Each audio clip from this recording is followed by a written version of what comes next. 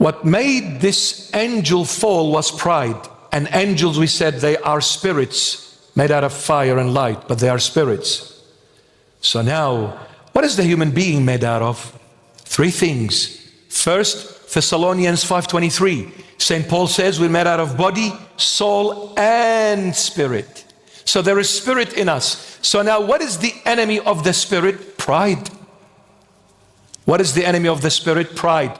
What attacks your spirit as a human being is pride. What attacks your soul as a human being? Greed. I'm not going to give. I'm not going to donate. I'm not going to give nothing away. It's all mine. It's all mine. Greed is the enemy to your soul. And what is the enemy to your body? Lust. Pleasures. Having fun. Let's go downtown, brother. Let's go clubbing. That is the enemy. The enemy of your body is lust. The Lord gave a medication to it called fasting. The enemy to your soul is greed. The Lord gave a medication to it called charitable deeds. Give, don't take, don't be greedy. Be charitable. And the enemy to your spirit is pride. The Lord gave a medication to it called prayer. When you pray, you destroy the pride of the spirit. When you give, you destroy the greed of the soul. And when you fast, you destroy the lust and the temptation of the body.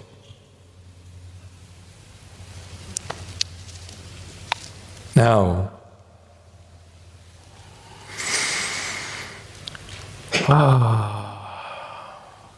don't ever be boastful about yourself. Don't ever take pride when you achieve something good.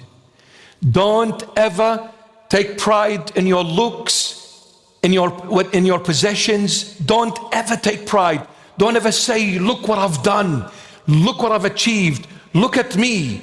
Look what I have. Don't ever do that, because the moment you do that, Satan is controlling you. The spirit is in deep trouble. That spirit is in deep trouble. But the problem, when the spirit is in deep trouble, then you are lacking wisdom. I don't have the time. You are lacking wisdom. And the moment you lack wisdom, you will not be able to discern what is right and what is wrong, what is good and what is evil, what is light and what is darkness, what is truth and what is lies. You won't be able. And don't be shocked when people behave in this kind of a way, not realizing their right hand from their left, because the moment you lose that wisdom, you are absolutely spiritually blind. Spiritually blind.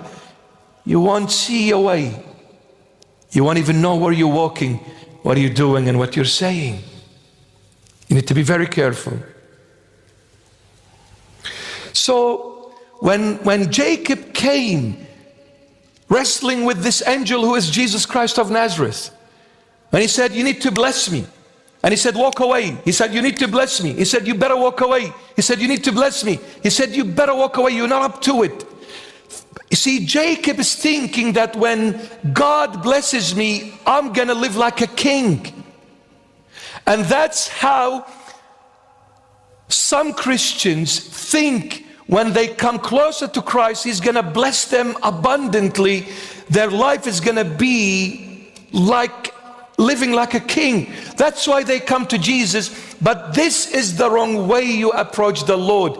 You don't come to the Lord so He can heal your physical illness. You don't come to the Lord so He can make you rich and get you out of poorness. You don't come to the Lord so He can make you strong and take you out of weakness. You don't come to the Lord to bless you earthly, physically, materialistically. You come to the Lord because the Lord will bless you spiritually before anything else. Spiritually. So what was the stumbling stone for Jacob's spirit to advance? The flesh, Og, the crooked, sinful body. He said, I'm going to rely on my hip. And the Spirit said, go for it, Jacob. Come on, because the Spirit loves pride. So the body says, okay, I'm going to do it. When he came to God, says, bless me. He says, the only way I'm going to be able to bless you is when I break your hip to break that pride that engulfed you.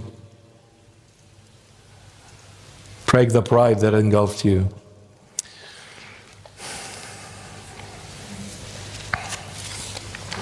What kind of a wrestling match was it between Jacob and the angel, who was Jesus Christ, who was God? What kind of a wrestling match was it? We'll continue next week.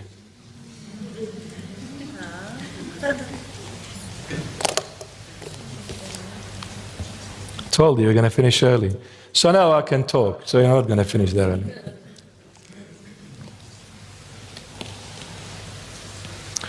The spiritual struggle between Rachel and Leah. The spiritual struggle between Rachel and Leah.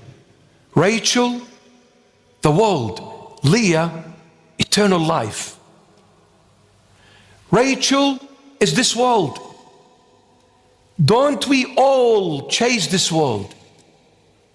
So many people, all that they think of is how I live, where I live, what kind of a lifestyle I should have, what kind of a house, what kind of a car, money, dreams, ambitions, going, coming, flying, holidays, eating, drinking, dancing. That's all they think of. Materialistic, tangible world. My beloved, this world laughs in your face at the beginning, but then makes fun of you at the end. At the beginning, it welcomes you and says, come, my friend, you need to enjoy life. You deserve it. You're so good. You're so beautiful. You're so handsome. Don't ever listen to no one else but yourself. And this is the 21st century that we live in. The 21st century world says to you, all you need to care of and think of is you, no one else. Think about yourself, live for yourself. And this is where psychology fails. Yes, psychology is good to somewhat degree, but then if you don't use the Christian basis and incorporate it with psychology, you'll end up teaching the person to be selfish. Because how will you come out of this depressing, moment? Think of yourself only. Looks like you've been thinking of others. You have, deprived yourself from so many good things. You spend all your time for others and you gave yourself nothing. From now on, think of no one but you. Dangerous if we focus on it always. That is against the Lord. So now what do we need to do? I need to come and think for a moment. Okay, I'm going to go and have fun. I'm going to dress the way I want. I'm going to dance the way I want. I'm going to talk the way I want. I'm going to choose people the way I want. I'm going to live the way I want. I'm going to go and come the way I want. But at the end, where are you going to end up? The world at the beginning makes it honey. At the end, nothing but poison. I went and I had fun. And then I ended up being enslaved to the very things that I chased initially. I went as an innocent young man and woman out of the house into the club. The first time was a shock, a culture shock. The language different, the environment different, everything different. But after going, the 100th time there, I became part of it. I mastered it. And before I realized, I became a drug addict, alcoholic, with a lot of men, with a lot of women. Destroyed my life.